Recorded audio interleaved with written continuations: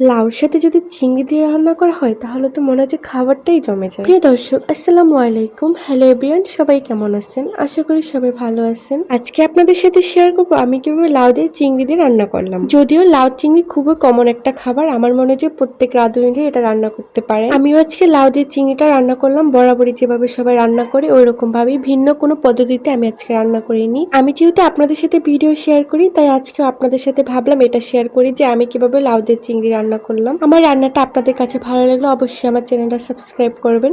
লাউ দিয়ে চিংড়ি দিয়ে রান্না করলে কে কে পছন্দ করেন অবশ্যই কিন্তু কমেন্ট করেও জানাবেন। আমার তো খুব পছন্দের একটা খাবার হচ্ছে লাউ দিয়ে চিংড়ি মাছ রান্না করলে। আর হ্যাঁ, আমি কিন্তু আজকের এই রান্নাটা লাকড়ির চুলায় করেছিলাম, তার জন্য মনে হয় যে খেতে আরো বেশি মজা হয়েছিল। মাটির চুলায় লাকড়ি দিয়ে রান্না করলে আমার মনে হয় যে খাবারের স্বাদটা আরো দ্বিগুণ বেড়ে যায়। আমি যেহেতু সবাই যেভাবে রান্না করে সেভাবেই রান্না করলাম, তাই আজকে আপনাদের সাথে ওরকম ডিটেলস ভাবে রেসিপি শেয়ার করলাম না।